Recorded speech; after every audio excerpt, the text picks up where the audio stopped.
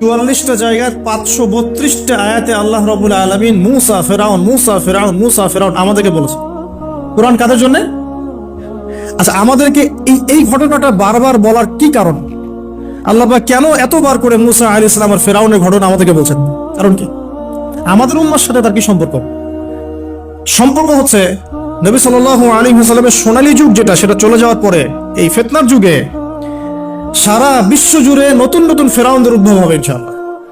হয়েছে কি হয় নাই?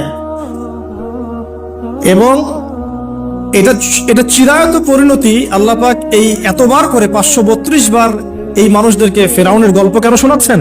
যাতে ফেরাউনের পরিণতি সম্পর্কে এরা সচেতন হয়, যাতে ওরাও ফেরাউনের পরিণতি সম্পর্কে সচেতন হয়। কে ফেরাউন? তার নাম রেমেসিস রেমেসিস। তো ফেরাউন কোনো নাম নয়, এটা একটা রাষ্ট্রীয় পদ, ঠিক আছে? তো তার একটা নাম ছিল, আমি নামটা এই মুহূর্তে স্কিপ করে ফেলছি, সম্ভবত আল্লাহ মাফ করবে, আমি নামটা ভুলে গেছি। তো রেমেসিস হচ্ছে তার একটা নাম, আরেকটা নাম আছে, আল্লাহ মাফ করে। তো কি কারণে সে ফেরাউন হলো? কেন তাকে ফেরাউন বলা হচ্ছে? এক, দেখুন, ইউযাববিহুনা আবনাআকুম ওয়া ইস্তাহয়ুনা নিসাআকুম। মুসা আলাইহিস সালামের কওমের ছেলেদেরকে মেরে ফেলছে, মেয়েদেরকে জীবিত রাখছে। এখন আশুরার সাথে এগুলোর কি সম্পর্ক? এবার এই বিষয়টা দেখুন, একটু খেয়াল করুন, একটু মনোযোগ দিন। নবী মুসা আলাইহিস সালামকে আল্লাহ রাব্বুল আলামিন জন্ম দিয়েছেন কোন বছর জানেন? যেই বছর ওই সন্তান জন্মটা স্থগিত ছিল, মানে 1 বছর তারা সন্তান। জ্যোতিষীরা বলেছিল একজন আসবে তোমার সিংহাসন কেড়ে নিবে। মুসা আলাইহিস সালামের নাম উল্লেখ করা হয় নাই। ফেরাউন খুব সতর্ক, এরপর থেকে যে বাচ্চাই জন্ম নেয় হত্যা করা হয়। সুবহানাল্লাহ। তো মুসা আলাইহিস সালামকে আল্লাহ পাক জন্ম দিয়েছেন পরের বছর, মানে যে বছর করা চলছে তার পরের বছর মুসা আলাইহিস সালাম জন্ম নিয়েছে। এবার তার মা তো ভীত সন্ত্রস্ত, কি করবেন, কিভাবে হবে? ফেরাউন জানতে পারলে তো মেরে ফেলা হবে। এখন আল্লাহ পাক তাকে ওহী করলেন। এই ওহীটা নবুয়ত না, কিন্তু মনের মধ্যে ইলহাম। এটা কি বলি? ইলহাম। যে তুমি তোমার সন্তানকে ভাসিয়ে দাও। কোথায় ভাসাবে? কোন মা পারবে বলেন তো? মারা কেটে পারবে?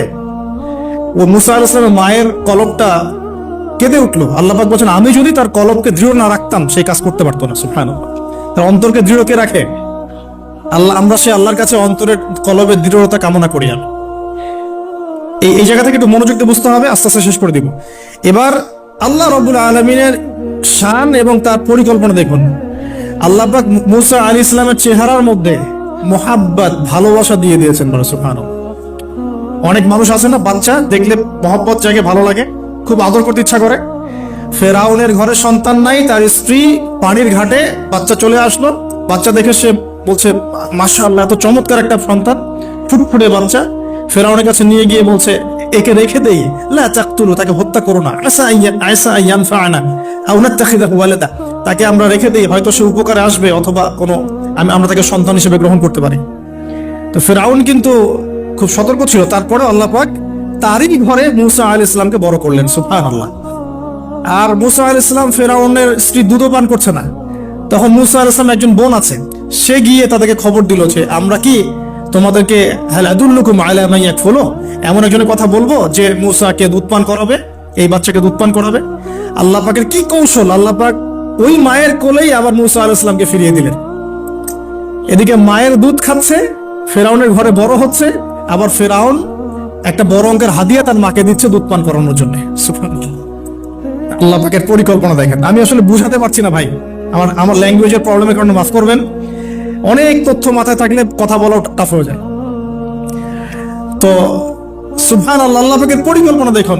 যে নবী মুহাম্মদ সাল্লাল্লাহু আলাইহি ওয়াসাল্লামকে মক্কা থেকে তাড়িয়ে দিচ্ছে মানুষ, আল্লাহ রাব্বুল আলামিন সেই মক্কা নবীর পায়ের সামনে এনে দিলেন। সুবহানাল্লাহ। মাত্র 8 বছরের ব্যবধানে। যে বদর যুদ্ধে মুসলিমদেরকে একদম নিঃশেষ করে দেওয়ার প্ল্যান করা হয়েছে, ওই বদরেই আল্লাহ রাব্বুল আলামিন আবু জাহেলের মৃত্যু লিখে রাখলেন।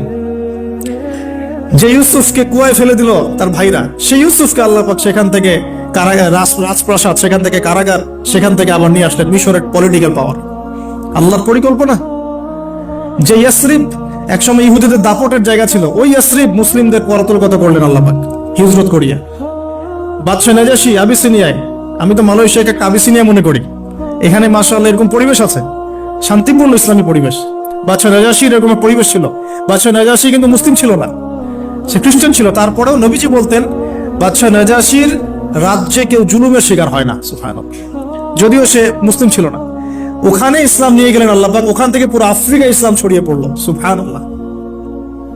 এক খালেদ বিন ওয়ালিদ রাদিয়াল্লাহু আনহু, যার হাতে উহুদ যুদ্ধে বহু মুসলিমের প্রাণ গিয়েছে না, সেই মানুষকে আল্লাহ রাব্বুল আলামিন হেদায়েত দিয়ে 100টা যুদ্ধ করিয়েছেন, সুবহানাল্লাহ। আল্লাহ পাকের পরিকল্পনা আমরা বুঝতে পারবো না, আল্লাহ পাকের পরিকল্পনা আমরা বুঝতে পারবো না। ওয়া মাকারুল্লাহ, তারা কৌশল করে, আল্লাহ পাকও পরিকল্পনা করে। তো আল্লাহ পাকের কি পরিকল্পনা! যৌবন কালটা আল্লাহ পাক মুসা আলাইহিস সালামকে ফিরআউনের ঘরেই কাটালেন, এবং আল্লাহ পাক মুসা আলাইহিস সালামকে দুটো গুণাবলী দিয়ে বড় করলেন। দুটো গুণাবলী মনে রাখবেন। এক হচ্ছে কওয়ী, তিনি শক্তিশালী ছিলেন, ফিজিক্যালি অনেক শক্তিশালী ছিলেন। আমিন মানে বিশ্বস্ত ছিলেন, কওয়ীউল আমিন, মনে থাকবে ইনশাআল্লাহ। আমরাও আল্লাহর কাছে দোয়া করি, আল্লাহ আমাদেরকে কওয়ী বানিয়ে দিন এবং আমিন বানিয়ে দিন, আমিন।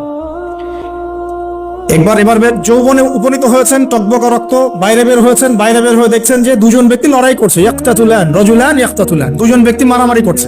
একজন মিন শিয়াতি, তার বনু ইসরাইল কওমের মধ্যে, আরেকজন হচ্ছে আদুউই, তার শত্রুর মধ্যে। তো মুসা আলাইহিস সালাম গিয়ে সাহায্য করতে চাইলেন তার কওম। আমরা বলি না দেশি ভাই সাপোর্ট দিই, তাই না? আচ্ছা, তো মুসা আলাইহিস সালাম গিয়ে সাপোর্ট দিতে গিয়ে শুনেন, ফাওয়াকাযাহু মুসা ফাকাদা আলাইহি, মুসা আলাইহিস সালাম মাত্র একটা ঘুষি দিয়েছেন, এক ঘুষিতেই ওই ব্যক্তি ডেড, স্পট ডেড। এই যে আমি গত একটা লেকচারে বলেছিলাম, চাইনিজ কন্টিনেন্টে যে মার্শাল আর্টস গুলো গড়ে উঠেছে, এই কোরআন থেকে গড়ে উঠেছে। তার আগে ওদের সভ্যতা ছিল, সংস্কৃতি ছিল, ঠিক আছে। এক ঘুষিতে মানুষ মারা যায়, এটা কোরআন বলেছে। এক ঘুষিতে মানুষ মারা যায়, এটা কোরআন বলেছে। ওরা এখন রিসার্চ করে বের করে যে 6টা-7টা স্পট আছে মানুষের দেহে, এক ঘুষিতে মানুষ মারা যেতে পারে। কোরআনকে আমরা মূল্যায়ন করি না, কিন্তু কোরআনকে সারা দুনিয়ার অমুসলিমরা মূল্যায়ন করে ওদের স্বার্থে তারা আমাদের কোরআনকে মূল্যায়ন করে, আমাদের হাদিসকে মূল্যায়ন করে। আমরা করতে চাই না, আল্লাহ মাফ করুক আমাদেরকে। আমরা কোরআন পড়তে চাই না, গবেষণা করতে চাই না, অর্থ বুঝতে চাই না, একটু আরবি ভাষা শিখতে চাই না, কোরআনের বালাগাত ডেইলি একটু তেলাওয়াত করবো এক পারা, সেটা করতে চাই না। আল্লাহ পাক আমাদেরকে মাফ করুক এবং কোরআন বলা বানিয়ে দিন। আমি কথাগুলো বলার উদ্দেশ্য আপনাদেরকে আঘাত করা নয়, আমি জাস্ট আপনাদের কলবে একটু ধাক্কা দেওয়ার চেষ্টা করছি, যাতে করে আপনারা সবাই কোরআন তেলাওয়াত করেন ডেইলি এক পারা করে। আল্লাহ কবুল করুন। এবার আসুন দেখুন, এবার কি হলো, এটা ইন্টেনশনালি ছিল না, আনইনটেনশনালি মুসা আলাইহিস সালাম এখন কিন্তু মানে হত্যার অপরাধী হয়ে গেছে, তাই না? ফেরাউন তাকে ধরার জন্য বের হয়েছে দলবল নিয়ে, ওকে ধরতে হবে, এবার অ্যারেস্ট করতে হবে। তো একজন এসে পরামর্শ দিল যে তুমি এখান থেকে চলে যাও, তুমি এই মিশর থেকে চলে যাও, বের হয়ে যাও, না হলে ফেরাউনের বাহিনী তোমাকে পেলে ধরে ফেলবে। এবার মুসা আলাইহিস সালাম চলে গেলেন কোথায়? মাদিয়ান। কোথায় বলেন?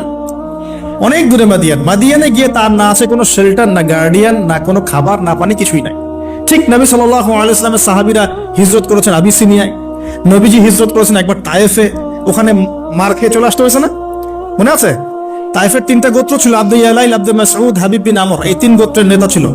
এরা নবী সাল্লাল্লাহু আলাইহি ওয়াসাল্লামকে ছোট ছোট বাচ্চাদেরকে দিয়ে পিটিয়েছিল, নাউযুবিল্লাহ। তারপরে নবীজি বদদোয়া করেন নাই, ওখান থেকে চলে আসছেন মক্কায়। আমি গুছিয়ে বলছি শর্ট করে। তো এভাবে মুসা আলাইহিস সালাম কেউ হিজরত করতে হয়েছে। দেখেন, আবার নবীজিকে হিজরত করতে হচ্ছে মদিনায়। তার মানে হিজরা বিষয়টা ইসলামের সাথে সম্পৃক্ত। পরিবেশ পরিস্থিতি অনুকূলে না থাকলে, যেখানে ভালো পরিবেশ সেখানে গিয়ে মানুষ থাকতে হবে। আলহামদুলিল্লাহ, এখানে ভালো পরিবেশ আছে, আপনারা ভালো পরিবেশ পেয়েছেন। কিন্তু যারা চ্যালেঞ্জ গ্রহণ করে সমাজের জাহিলিয়াত গুলোকে সরানোর চেষ্টা করবে, সংস্কারের চেষ্টা করবে, তারা আল্লাহর কাছে অনেক বেশি পছন্দের। তার মানে প্রথম ফাইট আমাদেরকে করতে হবে। করতে করতে গিয়ে এক পর্যায়ে যদি দেখি যে না, আর পারছি না, তখন কি? হিজরা। এটা মাথায় রাখতে হয়। এখন নবী সাল্লাল্লাহু আলাইহি ওয়াসাল্লাম কেউ করতে হচ্ছে। মুসা আলাইহিস সালাম চলে গেলেন মিশর থেকে কোথায়? মাদিয়ানে। তখন আরেকজন নবী ছিলেন, তার নাম কি? শুআয়ব। মাশাআল্লাহ, শুআয়ব আলাইহিস সালাম। শুআয়ব আলাইহিস সালাম সম্পর্কে আল্লাহ পাক বলেছেন তিনি অত্যন্ত চমৎকার বাগ্মী ছিলেন, মানে তিনি নবীদের মধ্যে অনেক সুন্দর করে কথা বলতে পারতেন। সুবহানাল্লাহ, সুবহানাল্লাহ। তো শুআয়ব আলাইহিস সালামের কওমের নাম কওমে মাদিয়ান। বলে রাখি, এই কওমে মাদিয়ানকে আল্লাহ রাব্বুল আলামিন ধ্বংস করেছেন সর্বপ্রথম ভূমিকম্প দিয়ে। কি দিয়ে? পৃথিবীতে সর্বপ্রথম যে জাতিকে ভূমিকম্প দিয়ে ধ্বংস করা হয়েছে তার নাম কওমে মাদিয়ান। কেন ধ্বংস করা হয়েছে? পাপে কম দিত। কি করতো? যেটা এখনকার ওয়ার্ল্ডের ইকোনমিক সুন্নাহ, নাউযুবিল্লাহ। মানুষকে ঠকানো এখনকার ওয়ার্ল্ডের ইকোনমিক সুন্নাহ। এবং এই মানুষকে ঠকানোর জন্য ইকোনমিক সেকশনে রিবা চালু করা হয়েছে। রিবা সব জায়গায়, রিবা এভরি সিঙ্গেল সেক্টর, যেটা under the foundation of World Bank আর IMF। রিবা আছে কি নাই? আর আমরা তো রিবাটাকে এখন মনেও করি না যে মায়ের সাথে করছে। এটাই তো হাদিসের কথা, রিবার 70 শাখা আছে পাপের, 73 শাখা আছে পাপের, সর্বনিম্ন শাখা মায়ের সাথে করে না। তো এটা ইকোনমিক সুন্নাহ হয়ে গেছে না এখন, মানুষকে ঠকানো, মাপে কম দেওয়া, রিবা। আর আমরা তো মাশাআল্লাহ ঘুষ ছাড়া কিছু হয় না, দুর্নীতি ছাড়া হয় না, টেবিল পাসই হচ্ছে না। আল্লাহ মাফ করুক আমাদেরকে। তবে এগুলা আমাদের ইবাদতকে নষ্ট করে ফেলছে, কারণ হারাম রিজিক থাকলে ইবাদত দোয়া কবুল হয় না। আল্লাহ পাক আমাদেরকে হালাল খাওয়ার তৌফিক দান করুন। এখন প্রিয় ভাইরা, ওখানে গিয়ে কিচ্ছু নাই, নিঃস্ব অবস্থায় কি দোয়া করতে পারেন একজন মানুষ, এই দোয়াটা শিখে নেন, ইনশাআল্লাহ আপনার জীবনের সমস্ত সংকট কেটে যাবে ইনশাআল্লাহ। আমি নিজে ওই দোয়াটা বেশি বেশি করার চেষ্টা করি। দোয়াটা হচ্ছে, মুসা আলাইহিস সালাম একটা গাছের নিচে হেলান দিয়ে বসলেন, বসে দেখলেন দুজন মেয়ে দাঁড়িয়ে আছে দূরে, পানি নিতে পারছে না, লোকজন পানি নিয়ে যাচ্ছে, ওরা দাঁড়িয়ে আছে বেচারি। মুসা আলাইহিস সালাম গিয়ে বললেন, কি সমস্যা আপনাদের? এটা নিয়ে আপনারা আবার মেয়েদের সাথে কথা বলার চেষ্টা করেন, ঠিক আছে? তো মাহারাম গায়রা মাহারাম মেনে চলে। তারা বললো যে আমাদের বাবা অনেক বৃদ্ধ মানুষ, আমরা পানি নিতে পারি না যতক্ষণ না আমাদের কম পানি নিয়ে চলে যায়।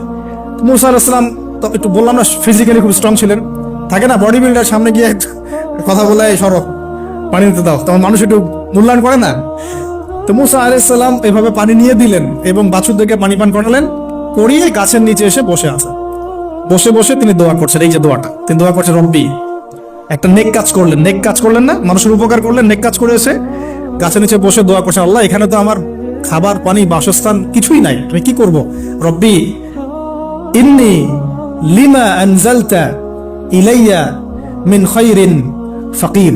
রব্বি ইন্নী লিমা আনজালতা ইলাইয়া মিন খায়রিন ফাকির। আবার বলেন, রব্বি ইন্নী লিমা আনজালতা ইলাইয়া মিন খায়রিন ফাকির। অর্থ হচ্ছে, হে আল্লাহ, তুমি তোমার পক্ষ থেকে আমার উপরে যে নিয়ামতগুলো দিবে, আমি এর জন্য ফকির হয়ে বসে আছি। আল্লাহ অর্থ বুঝে পড়বেন ভাই, নামাজ রোজা হজ জাকাত যাই করেন আল্লাহর ওয়াস্তে অর্থ বুঝে পড়বেন।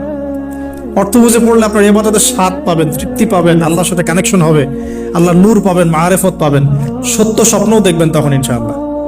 তখন শুয়ে শুয়ে সত্য স্বপ্ন দেখবেন ইনশাআল্লাহ। আল্লাহ পাক তৌফিক দান করুন। এবার আল্লাহ পাকের সাহায্য নেমে আসলো, ওই দুই মেয়ের মধ্যে একজন হেঁটে হেঁটে চলে আসে। এবার এই মেয়ের হাঁটা সম্পর্কেও কোরআন কথা বলেছে, সুবহানাল্লাহ। এই মেয়ে কিভাবে হেঁটে এসেছে এই হাঁটার বর্ণনাও কোরআন দিয়েছে। কোরআন বলেছে এই মেয়ে হেঁটে আসছে লাজুক পায়ে। কি পায়ে? এখন আপনি এই পুরো ওয়ার্ল্ডের মেয়েদের হাঁটা দেখেন, লজ্জা আছে? তাহলে মেয়েদের সাথে লজ্জা একটা গভীর সম্পর্ক আছে। এই মেয়ে প্রশংসা আল্লাহ পাক কোরআনে করলেন, লাজুক পায়ে, লাজুক ভঙ্গিতে, অবনত নয়নে সে হেঁটে আসে। এখন আপনি খেলে যান, গোটি খেল, আপনাদের টুইন টাওয়ারে যান, দেখেন সবার হাঁটার চলা দেখেন। হায়া লজ্জার কোনো বালাই আছে এখানে? আমি গত লেকচারে বলেছিলাম যে আদম আলাইহিস সালাম এবং হাওয়া আলাইহিস সালাম, ইবলিস তাদের সাথে প্রথম যে আচরণ করেছে ওই ফল খাওয়ানোর পরে, সেটা কি? তাদের গা থেকে পোশাক খুলে পড়ে গেছে, মানে নগ্ন করে দিয়েছে আমাদের পিতামাতাকে। মহাবিশ্ব নগ্ন করে দিয়েছে কে? ইবলিস। তো এখন এই পৃথিবীতে আমরা যারা নগ্নতার চর্চা করছি, তার কার এজেন্ট আমরা বুঝতে বাকি আছে?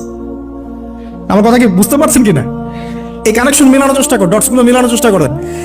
সামনে যাই প্রিয় ভাই, এই মেয়ে এসে বলছে, আমার বাবা আপনাকে ডাকেন, আমার বাবা আপনাকে ডাকছেন। তিনি গেলেন, বাবা শুআয়ব আলাইহিস সালাম। তখন এক বোন ইনডাইরেক্টলি বাবাকে বোঝাচ্ছে যে বিয়ে শাদী দিলে ভালো হয়। এক বোন বলছে যে আপনি তো তাকে পুরস্কৃত করতে চাচ্ছেন, তাহলে এরকম কবিউন আমিন একজন মানুষকে সবচেয়ে ভালোভাবে পুরস্কৃত করা যায় তার যথাযোগ্য প্রতিদান দেওয়ার মধ্য দিয়ে। তো মেয়ের ইশারা বাবা বুঝেছেন, তিনি নিজের এক মেয়ের সাথে মুসা আলাইহিস সালাম বিয়ে দিলেন, সুবহানাল্লাহ। তবে শর্ত দিলেন, দেন মোহর কি? মোহর তো নাই। মোহর কি এবার? মোহর হচ্ছে 8 বছর তোমাকে আমার ফার্মে কাজ করতে হবে। এটা আগেকার একটা স্টাইল ছিল, সুন্নাহ। এটা এখন নাই, যদিও আগে এরকম ছিল যে দেনমোহর দেওয়ার জন্য এই একটা পদ্ধতি ছিল। যেমন ইয়াকুব আলাইহিস সালামের ক্ষেত্রেও এরকম 7 বছরের কথা আসছে, তিনি 7 বছর তার শ্বশুরের ফার্মে কাজ করেছেন। এটা নতুন ছিল না ওই সময়, এটা কমন ছিল। এখন যেমন আমাদের দেশে কমন 10 লাখ টাকা মোহর হবে, 10,000 টাকা দিব, বাকি তো সব বাকি, তাই না? তো এরকম আর কি কমন কিছু বিষয় থাকে আর কি। আস্তাগফিরুল্লাহ, মাফ করুন। বলবে বাসরাতে, বলবে আমাকে মাফ করে দাও।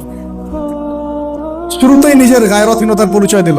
আবার এদিকে শ্বশুরের কাছে মাশাআল্লাহ মোটা অঙ্কের ডোনেশন নিতে চাচ্ছে, যৌতুক। বিয়ে আমাদের ওখানে মাশাআল্লাহ মানে কেনা বেচা, মেয়ে বিক্রি করতেছে আর ছেলে কিনতেছে। এবার 8 বছর পূর্ণ করা হলো, তিনি আরো 2 বছর 10 বছর পূর্ণ করলেন। এই 10 বছরে মুসা আলাইহিস সালাম নববী পরিবেশ পেলেন, অভিভাবক পেলেন, স্ত্রী পেলেন, প্রেমময়ী সন্তান ইত্যাদি সবকিছু। এবার আল্লাহ রাব্বুল আলামিন তাকে মিশরের দিকে যাওয়ার যে সময়টা এখন হয়ে গেছে, 10 বছর হয়েছে, মিশরে যেতে হবে। যাওয়ার পথে স্ত্রীর প্রসব বেদনা উঠেছে। তখন মুসা আলাইহিস সালাম আগুন খুঁজছেন। আগুন কি খুঁজছেন ভাই? আগুন খুঁজতে তুর পাহাড়ের ওখানে গিয়ে দেখছেন যে আগুন গাছে জ্বলছে, সবুজ পাতার উপরে আগুন। তিনি অবাক। এই সময় আওয়াজ আসলো, বিসমিল্লাহির রহমানির রহিম, ইন্নী আনা রাব্বুক ফাখলা'না আলাইক ইন্নাকা বিল ওয়াদিল মুকদ্দাস তুয়া। মুসা, ইন্নানি আনা আল্লাহ লা ইলাহা ইল্লা আনা ফা'বুদনি ওয়া আকিমিস সালাতা লিযিকরি। মানে এখানে অনেকগুলো কথা আছে, সূরা তাহার মধ্যে আছে। আওয়াজ চতুর্দিক থেকে ভেসে আসলো। মহান আল্লাহ রাব্বুল আলামিন তার শান অনুযায়ী, তার ইজ্জত অনুযায়ী তিনি যেভাবে কথা বলেন সেভাবে মুসা আলাইহিস সালামের সাথে কথা বললেন। আল্লাহু আকবার। বললেন, ইয়া মুসা, হে মুসা, ইন্নানি আনা আল্লাহ, নিশ্চয়ই আমি আল্লাহ, লা ইলাহা ইল্লা আনা, আমি ছাড়া কোনো ইলাহ নাই, ফা'বুদনি, তুমি আমার ইবাদত করো, ওয়া আকিমিস সালাতা লিযিকরি, আমার ইবাদতের জন্য সালাত কায়েম, আমার জিকিরের জন্য সালাত কায়েম করো, আমার স্মরণের জন্য সালাত কায়েম করো। ফাখলা'না আলাইক, তোমার জুতা খুলে ফেলো, ইন্নাকা বিল ওয়াদিল মুকদ্দাস তুয়া, তুমি তুয়া উপত্যকায় আছো, পবিত্র তুয়া উপত্যকায় আছো। আদব শেখানো হলো। এভাবে অনেক কথোপকথন হলো। নবী মুসা আলাইহিস সালাম ভয় পেয়ে গেলেন এবং আল্লাহ পাক আরো কথা বললেন, ওয়ামা তিলকা বিয়ামিনিকা ইয়া মুসা, তোমার ডান হাতে এটা কি? মুসা আলাইহিস সালাম বলছেন, ক্বালা হিয়া আসায়া তাওয়াক্কালু আলাইহা ওয়া আহুশু বিহা আলা গনামি ওয়া লিয়া ফিহা মাআরিব উখরা, এটা তো আমার লাঠি, এটা দিয়ে আমি ডালপালা পারি, আমার ওই যে গবাদি পশু চড়াই। আল্লাহ পাক বলছেন যে ছুঁড়ে মারো, আলকিহা ইয়া মুসা, ছুঁড়ে মারো। ফালকাহা, তিনি ছুঁড়ে মারলেন, ফাইদা হিয়া হাইয়াতুন তাসা, এবং এটা ছোটাছুটি শুরু করলো, বড় একটা সাপ হয়ে গেল। সুবহানাল্লাহ।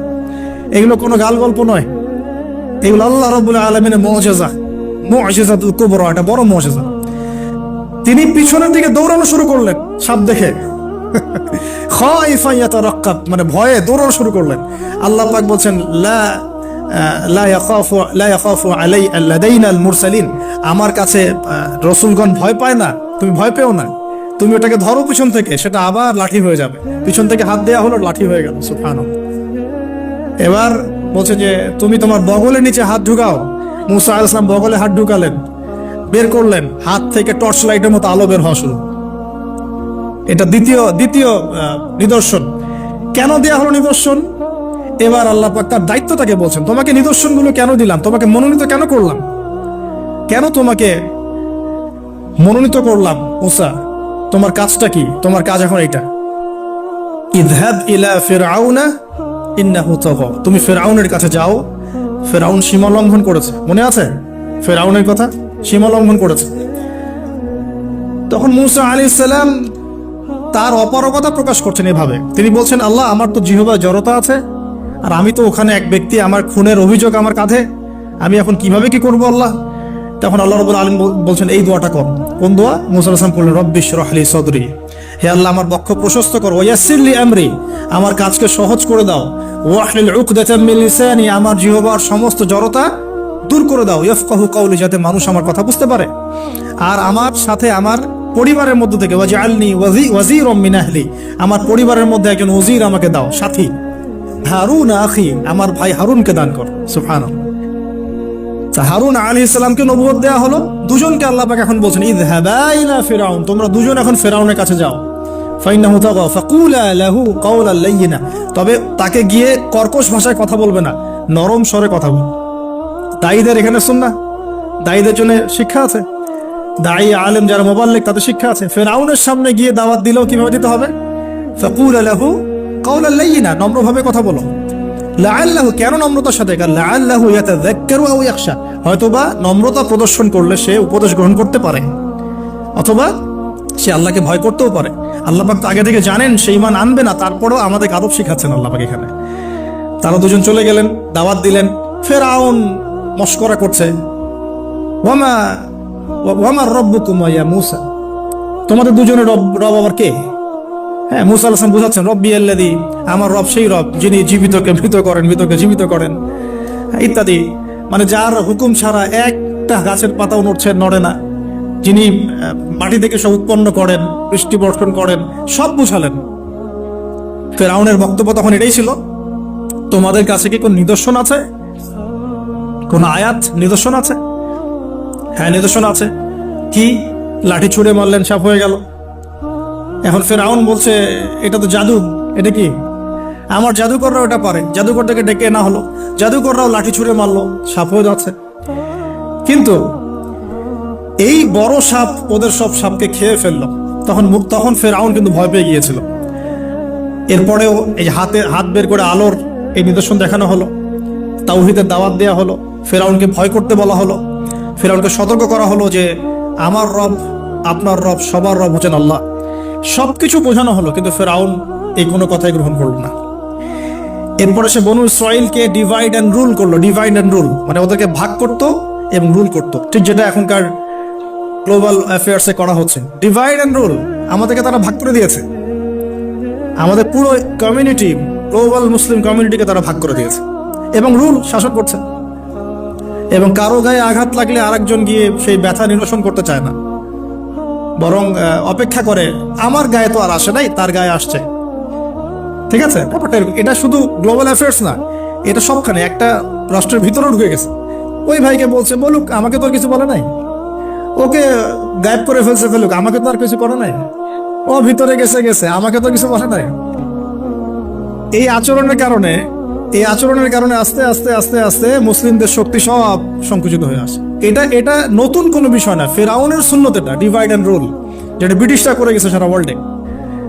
সুবহানাল্লাহ, দেখুন সবকিছু ওরা কোরআন থেকেই নিচ্ছে মনে হচ্ছে আমার কাছে। তো এখন একটা দুইটা না, নয়টা পরীক্ষা ফিরআউনকে করা হলো। মুসা আলাইহিস সালাম যখন বলেন, দোয়া করেন, তখন গজব উঠে যায়। ফিরআউন তখন এসে বলে যে ঠিক আছে, তুমি দোয়া করো, তাহলে আমরা বনু ইসরাইলকে ছেড়ে দিব। যখনই মুসা আলাইহিস সালাম দোয়া করে, গজব উঠে যায়, সে আর বনু ইসরাইলকে ছাড়ে না। এখন এভাবে 9টা বর্ণনা আসছে। একবার আসছে পঙ্গপালের শাস্তি, একবার আসছে ব্যাঙের শাস্তি, একবার আসছে মহামারীর শাস্তি, একবার আসছে উকুনের শাস্তি, একবার রক্তের নদী। এরকম 9টা আযাব আল্লাহ পাক দিয়েছেন কাদেরকে? এই ফিরআউনের সম্পদে। সর্বশেষ, আমি লম্বা করলাম না, সর্বশেষ যেটা হয়েছে, কারণ আমি কনক্লুশনে কিছু পয়েন্ট বলবো। সবশেষে যেটা হলো, 20 বছর, কত বছর? প্রায় 20 বছর জুলুম করলো ফিরআউন দাওয়াত পাওয়ার পরে। প্রায় 20 বছর। দাওয়াত পাওয়ার আগের কথা তো বাদ, ইসলামের দাওয়াত পাওয়ার প্রায় 20টা বছর সে বনু ইসরাইলকে এভাবেই টর্চার করতে থাকলো। 9টা নিদর্শন আসলো, কোনোটাই সে গ্রহণ করলো না। এবং সর্বশেষ তার কল ছিল যে আমি ছাড়া তোমাদের কোনো রব আছে এটা আমি জানি না, নাউজুবিল্লাহ। এবং সূরা নাবার মধ্যে আল্লাহ বলেছেন যে ফিরআউন বলেছিল আনা রাব্বুকুমুল আ'লা, আমি তোমাদের মহান রব, নাউজুবিল্লাহ। এই ছিল ফিরআউনের শেষ স্টেটমেন্ট। এবার মুসা আলাইহিস সালাম কে নিয়ে চলে যাচ্ছেন মিশর থেকে। ফিরআউন দলবলে ধাওয়া করছে, সামনে সাগর আর পিছনে ফিরআউনের বাহিনী। মুসা আলাইহিস সালাম এখানে বনু ইসরাইলকে নিয়ে একটা রিম রক বলি আমরা, যেটা পাহাড়ে উঠতে সামনেও যেতে না পারে, পিছনেও যেতে না পারে, এরকম একটা অবস্থা। এই সময়ে মুসা আলাইহিস সালামের গোত্রের কিছু মানুষ বলেছিল যে ইয়া মুসা ইন্না লামুদরাকুন, হে মুসা আমরা তো ধরা পড়ে গেলাম, আমরা মনে হচ্ছে ধরা পড়ে গেলাম। এই অবস্থাতে মুসা আলাইহিস সালাম বলেছিলেন, একটু বোঝার চেষ্টা করেন, পিছনে ফিরআউনের বিশাল বাহিনী, সামনে সমুদ্র, যাওয়ার কোনো জায়গা নাই, একদম কোনো জায়গা নেই, খালি চোখে কোনো জায়গা দেখা যাচ্ছে না।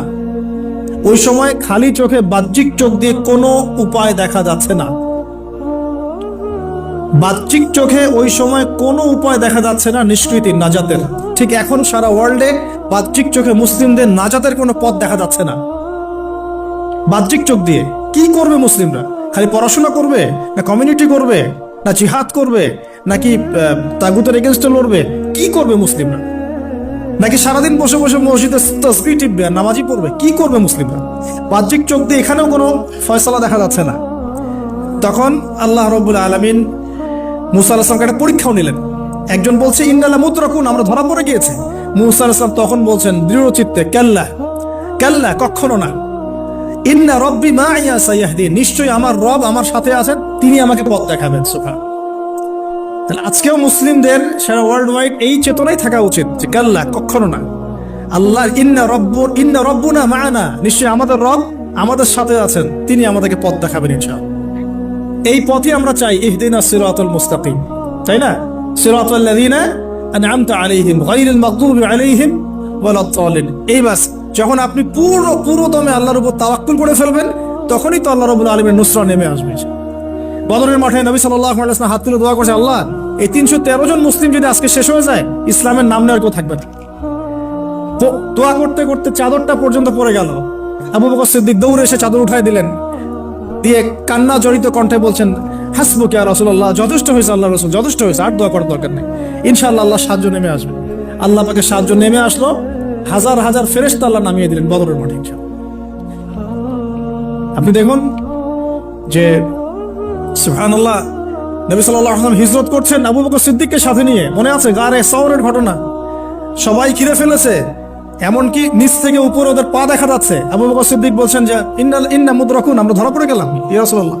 একই কথা কিন্তু নবী সাল্লাল্লাহু আলাইহি ওয়াসাল্লাম সেই একই কথাই বলছিলেন, লা তাহজান, তুমি দুশ্চিন্তা করো না, ইন্নাল্লাহা মা'ানা, আল্লাহ আমাদের সাথে আছেন, ইনশাআল্লাহ আল্লাহ আমাদের সাথে আছেন। তবে কাদের সাথে আল্লাহ থাকবেন?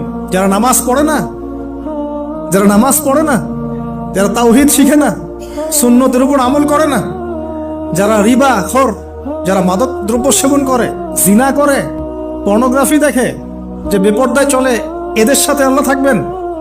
আমরা যদি আমাদের অবস্থান উন্নত করতে না পারি, আমাদের দ্বারা উম্মার বিজয় হবে না, ফুল স্টপ। আমরা যদি আমাদের অবস্থান উন্নত করতে না পারি, মানে এই যুগের আবু বকর, ওমর, ওসমান, আলী হতে না পারি, আমাদের দ্বারা বিজয় হবে না। আপনি যত টাকা ঢালেন না কেন, যত বড় সংগঠন করেন না কেন, যত পলিটিক্যাল অ্যাফেয়ার্স ডিল করেন না কেন, যতক্ষণ এ যুগের আবু বকর, ওমর, ওসমান, আলী আমরা হতে না পারছি, আমাদের হাতে বিজয় আসবে না।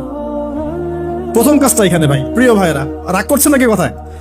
আমাদের প্রথম কাজটা এখানে। ফ্যান্টাসির কোনো মূল্য নাই এখন। Eyewash, show down, show off, fantasy, online, Facebook, কিচ্ছু নাই। বিশ্বাস করে রাখলে কিচ্ছু হবে না এগুলো দিয়ে। কনস্ট্রাকটিভ কাজ না থাকলে, ইমান, আমল, তাওহীদ, সুন্নাহ, সেরকম জজবা, সেরকম ইউনিটি, আল্লাহর পথে মাল খরচের প্রেরণা, মুসলিমদেরকে সহযোগিতা করার বড় মানসিকতা, একটা ব্রড মাইন্ডেড চিন্তা ভাবনা, এগুলো না থাকলে কখনো সম্ভব হবে। এখানে সাহায্য নেমে আসছিল না? ওই গারে সওরে কি তারা ধরা পড়েছিলেন? লা তাহজান ইন্নাল্লাহা মা'ানা, ভয় পেও না, আল্লাহ আমাদের সাথে আছেন। আল্লাহ কি সাথে ছিলেন না? ঠিক একই কথা মুসা আলাইহিস সালাম বলছেন, কাল্লা, কখনো না, ইন্না রব্বি মা'িয়া সাইয়াহদিন, আমার রব আমার সাথে আছেন, আমার রব আমার সাথে আছেন, তিনি আমাকে পথ দেখাবেন ইনশাআল্লাহ। বলার সাথে সাথে মনে আছে ওই যে নমরুদ যখন ইব্রাহিমকে ফেলে দিচ্ছে আগুনে, জিবরিল আমিন এসে বলছেন, হাজাতুকা ইনদি, আপনার কোনো প্রয়োজন আছে আমার কাছে? ইব্রাহিম আলাইহিস সালাম আগুনে পড়তে পড়তে বলছেন, হাসবি আল্লাহ ওয়া নি'মাল ওয়াকিল, আল্লাহ আমার জন্য যথেষ্ট, তিনিই আমার উত্তম অভিভাবক, দরকার নেই। বলার সাথে সাথেই ইয়া নার কুনি বারদান ওয়া সালামান আলা ইব্রাহিম, এই আগুন ঠান্ডা হয়ে যাবে। আমার বান্দা আমাকে ডেকেছে, তার কোনো পথ নাই চোখের সামনে খোলা, এখন আমার বান্দা আমাকে ডেকেছে, আমার উপর ফরজিয়াত আমার বান্দাকে এখন সাহায্য করা, এটা আমার হক, আমার বান্দাকে সাহায্য করা। ওয়া কানা হাক্কান আলাইনা নুনজিল মুমিনিন, আমার হক হচ্ছে, আল্লাহ বলছেন আমার হক মুমিন বান্দাদেরকে নাজাত দেওয়াটা আমার হক। সুবহানাল্লাহ। তাহলে ওই যে সাহায্য এসেছে ওই নমরুদের ওখানে আগুন পরীক্ষায়, একই সাহায্য আসছে গারে সওরে, বদরের মাঠে, উহুদে, খায়বারে, খন্দকে, এই সাহায্য নেমে আসতো মুসা আলাইহিস সালামের কাছে। কি সাহায্য? লাঠি ছুঁড়ে মারো, 12টা, একটা দুইটা 12টা রাস্তা হয়েছে, সাগর ভাগ হয়েছে। এটা কি আসলেই পসিবল? এখনকার সায়েন্সকে এটাকে পেনিট্রেট করতে পারবে? আমরা তো সায়েন্সকে ইলাহ বানিয়ে নিয়েছি। ও যখন কিছু বলে হ্যাঁ, আমরা বলি হ্যাঁ, ও বলে না, আমরা বলি না। বিশ্বাস করেন? ও যখন সায়েন্স যখন কোনো কিছুকে বলে হ্যাঁ এটা ঠিক, আমরা বলি ঠিক ঠিক ঠিক। যখন সায়েন্স বলে এটা বেঠিক, আমরা বলি না, বেঠিক বেঠিক। আমরা কোরআন হাদিসকে সায়েন্স দিয়ে মূল্যায়ন করছি। সুবহানাল্লাহ। এখন নামাজ পড়তে গেলে মানুষ সায়েন্টিফিক ব্যাখ্যা খোঁজে, রোজা রাখা সায়েন্টিফিক ব্যাখ্যা খোঁজে। ব্যাখ্যা থাকতে পারে, আমার জানার দরকার নাই তো। আমাকে আল্লাহ হুকুম করেছেন, এটাই আমার কাজ। ব্যাখ্যা থাক না থাক সেটা আমার জানার দরকারও নাই। হ্যাঁ, থাকতে পারে, নাও থাকতে পারে, সব আমার বুঝে আসবে না, কিছু আসবে কিছু আসবে না। আমরা কোনো কোনো ক্ষেত্রে এটাকে টেকনোলজিকে আমাদের ইলাহ বানিয়ে নিচ্ছি। আপনি বিশ্বাস করেন, আমি আল্লাহর কসম করে বলছি, আজকে যদি নাসা বলে যে পৃথিবী থেকে লক্ষ কোটি আলোকবর্ষ দূরে একটা গ্রহের সন্ধান পাওয়া গেছে, ওখানে হুরপড়ি আছে, সোনা দানা আছে, মাটি হচ্ছে মিশকের আম্বরের, এই সেই, মানুষ বিশ্বাস করবে হ্যাঁ এরকম কোনো গ্রহ থাকতে পারে? বিশ্বাস করবে কি না? অনেস্টলি বলেন। আল্লাহ পাক কোরআনে 1400 বছর আগে বলেছেন, তার আগের ধর্মগ্রন্থও বলেছেন জান্নাত আল্লাহ সৃষ্টি করেছেন। মানুষ বিশ্বাস করে না। নাস্তিকরা বলে, টিটকারি মারে নাস্তিকরা, মৌলবাদীরা, মোল্লারা কি বলে, এই যুগে এগুলো বিশ্বাস করে মানুষ? নাউযুবিল্লাহ। নাসা যদি বলে বহু দূরে একটা গ্রহ আছে বিশাল বড়, ওখানে একটা পাথর ফেললে নিচে যেতে 70,000 বছর সময় লাগবে, মানুষ বলে হ্যাঁ এমন কোন গ্রহ থাকতে পারে?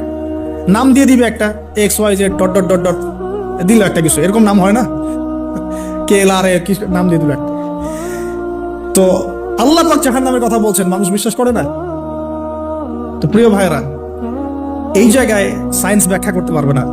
12টা রাস্তা হয়ে গেছে, 12টা গোত্র পার হয়ে গেল। ফেরাউন দলবল নিয়ে পার হতে চাচ্ছে, আল্লাহ রাব্বুল আলামিন ওই জায়গায় ডুবিয়ে দিলেন। সুবহানাল্লাহ। ডোবার সময় ফেরাউন ঈমান এনেছিল, এটা অনেকে আমরা জানি না। কিন্তু ডোবার সময় ফেরাউন বলছে আমানতু বিরব্বি হারুন ওয়া মূসা। এই জায়গা থেকে আমি কনক্লুশনের দিকে যাব, একটু মনোযোগ দিন। ফেরাউন বলছে আমানতু বিরব্বি হারুন ওয়া মূসা, কখন বলছে? ডোবার সময়। ওই সময়ে ফেরেশতারা তার মুখে কাদা নিক্ষেপ করছিলেন, এটা হাদিসে আসছে। কারণ কাফের, ফাসেক, জালেম, এরকম মুনাফিক মৌতের সময় ফেরেশতারা মুখের উপরে প্রচন্ড জোরে আঘাত করতে থাকে। আল্লাহ আমাদেরকে হেফাজত করুন। পিঠের পিছনে, চেহারায়, কপালে। সূরা মুহাম্মদ পড়ে দেখুন, ইয়াদরিবুনা উজুহাহুম ওয়া আদবারহুম। ফেরাউনকে এই কাজ করা হচ্ছিল, কিন্তু তখনও জিবরিল আমিন তখনও তিনি একটু কনসিয়াস, যদি এখন আল্লাহ তার তওবা কবুল করে ফেলে। সুবহানাল্লাহ। তাহলে আমরা কেন তওবা করতে দেরি করছি? আজকে থেকে জীবনটাকে ঢেলে সাজাবো ইনশাআল্লাহ। আল্লাহ তৌফিক দান করুন। নিজের জীবন, নিজের ছেলে মেয়েদের জীবন, নিজের পরিবারের জীবন, আমাদের সমাজের জীবন, এবং বড় স্বপ্ন দেখবো, আল্লাহর জমিনে দিন কায়েম করব, তারপর মরবো ইনশাআল্লাহ। আল্লাহ কবুল করুন, আমিন।